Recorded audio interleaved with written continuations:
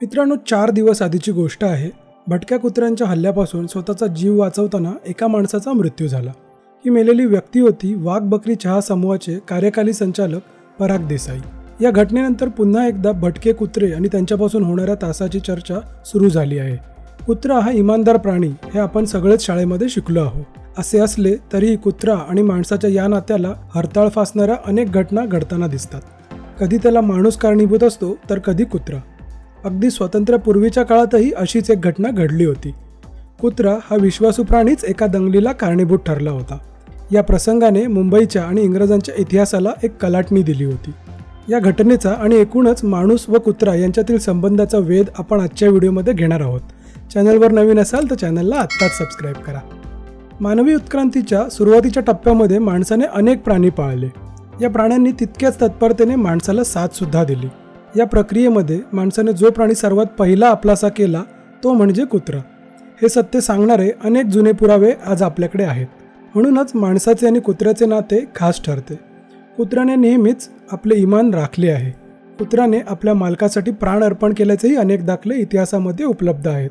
पण 18व्या शतकामध्ये ब्रिटिशांच्या बालेकिल्ल्याला या इमानी कुत्र्यांनी हादरवून सोडले होते. त्या काळात मुंबईच्या रस्त्यांवर कुत्र्यांनी जागोजागी उच्छाद मांडला होता. इंग्रज या उपद्रवाने खूप त्रासले होते. बघायला गेलं तर आजची परिस्थिती फारशी वेगळी नाही. असो, या कुत्र्यांच्या त्रासापासून मुक्ती मिळावी म्हणूनच इंग्रजांनी यासाठी एक वटहुकूम काढला होता. इंग्रजांच्या या हुकुमानुसार वर्षातून 3 ते 4 कुत्रे मारावेत आणि जो कुत्रे मारेल त्यास सरकारकडून 8 आणे इनाम मिळेल. तुमच्या माहितीसाठी सांगतो, 8 आणे म्हणजे 50 पैसे. दरवर्षी सरकार या हुकुमाची जाहिरात छापून नाक्यानाक्यावर लावत असे किंवा शहरात थाळी पिटून घोषणा देत असे. यामुळे कुत्रे मारणारे लोक, सरकारी शिपाई रस्त्यांवरील कुत्र्यांना सरकारी नियमानुसार मारायचे आणि बक्षीस मिळवायचे. हा प्रकार अनेक वर्ष यशस्वीरित्या पार पडत होता. इंग्रज सरकारच्या या कुत्र्यांना मारण्याच्या हुकुमामागील इतिहास माडगावकरांच्या मुंबईचे वर्णन या पुस्तकामध्ये सापडतो. माडगावकरांनी वर्णन केल्याप्रमाणे एक इंग्रज अधिकारी कुत्रा चावून मेला. त्याने त्याच्या मृत्यूच्या शेवटच्या काळात इंग्रज सरकारला पुष्कळ पैसे दिले आणि अर्ज केला होता. या अर्जानुसार मुंबईत जागोजागी भटक्या कुत्र्यांचा सुळसुळाट झाला आहे आणि हे कुत्रे येणाऱ्या जाणाऱ्यांच्या अंगावर धावून येतात. त्यामुळे दरवर्षी आपल्याकडे अमानत ठेवलेल्या पैशाचे जे व्याज येईल ते खर्च करून भटक्या कुत्र्यांना मारून टाकावे. त्यानंतरच इंग्रज सरकारने हा कायदा अंमलात आणला असावा असे माडगावकर सांगतात. त्या कायद्यानुसार कुत्र्यांना मारणारे लोक कुत्रा मारून पोलिसांकडे जमा करत होते. त्या बदल्यात त्यांना अर्धा रुपया बक्षीस म्हणून मिळत असे. दरवर्षी बरेच कुत्रे मारले जायचे. काही कुत्री मारून रस्त्यावरच टाकली जात होती. त्यानंतर सरकारी कचऱ्याची गाडी मेलेली कुत्री गोळा करत त्यांना पुरत असे. असा उपक्रम बरीच वर्ष चालू होता. नंतरच्या काळात ब्रिटिश सरकारने या कायद्यामध्ये सुद्धा बदल केले. नवीन बदलानुसार मेलेली कुत्री पोलीस चौकीत जमा करण्याऐवजी त्यांची शेपटी जमा करून फक्त बक्षीस घेऊन जावे असा नियम करण्यात आला. उद्देश इतकाच की कुत्राही मरेल आणि मारणाऱ्यालाही बक्षीस मिळेल. तसंच पोलीस चौकीमध्ये घाणसुद्धा होणार नाही. पण झालं उलटच. मुंबईतल्या लोकांनी जिवंत कुत्र्याच्या शेपट्या कापायला सुरुवात केली आणि बक्षीस मिळवण्याचा घाट घातला. नाईलाजाने इंग्रज सरकारने जुनाच कायदा परत लागू केला.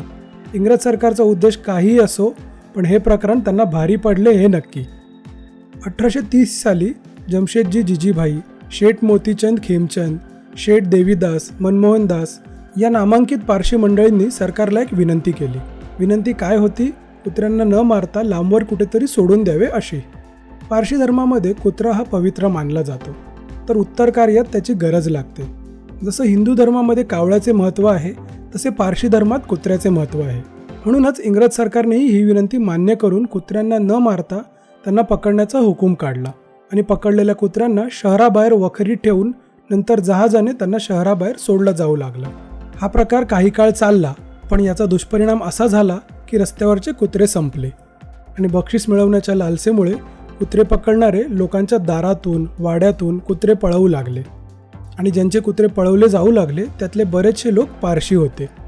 हा विषय नंतर खूप मोठा झाला आणि कुत्र्यांवरून दंगल झाली. दारातील कुत्रे पळवण्याचा निषेध करण्यासाठी पारशी समाजाने 7 जून 1832 हरताळ पाळून दंगा केला आणि याची नोंद ब्रिटिश कागदपत्रांमध्ये सुद्धा आहे. या दिवशी त्यांनी आपली दुकाने बंद ठेवली. त्या काळात इंग्रजांना लागणाऱ्या अन्नपदार्थाचा पुरवठा याच पारशी दुकानांमधून होत होता. हे लक्षात घेऊनच हरताळ करण्यात आला होता, जेणेकरून इंग्रजांनी हा कायदा रद्द करावा तसेच कुलाब्यामधल्या इंग्रज वसाहतीमध्ये जाणारा मालही मारहाण करून रोखला गेला. इंग्रजांच्या गाड्या थांबवल्या गेल्या, त्यांची ऑफिसं उघडू दिली नाहीत. यामुळे दंगलीला चांगलेच यश आले होते. या दंगलीमुळे इंग्रज सरकार चांगलेच पेचात पडले होते. शेवटी हतबल होऊन शहरात शांतता नांदावी यासाठी पारशी जमावावर फलटण पाठवली आणि दंगल शमवली. बऱ्याच जणांना अटक केली, कैदेत टाकले, शिक्षा झाली. पारशी लोकांनी केलेल्या या दंगलीमध्ये उच्चभ्रू पारशी समाजाचा समावेश नव्हता. या उलट 7 जून 1832 झालेल्या दंगलीला शमवण्यासाठी उच्चभ्रू पारशी समाजाने स्वतःहून पुढाकार घेतल्याची नोंद सापडते. त्यानंतर सरकारने कुत्रे पकडण्यासाठी बैलगाड्यांवर पिंजऱ्यांची सोय केली. सरकारी खात्यातील नेमणूक केलेले शिपाईच कुत्रे पकडतील आणि लोखंडी पिंजऱ्यात टाकतील असा नियमसुद्धा जारी केला. असे हे मुंबईच्या इतिहासातील भटक्या कुत्र्यांनी गाजवलेले पर्व, ज्यामुळे इंग्रजांना एक दिवस उपाशी ठेवले होते. अशाच आणखी व्हिडिओसाठी व्हिडिओला लाईक करा आणि चॅनलला सबस्क्राईब करा.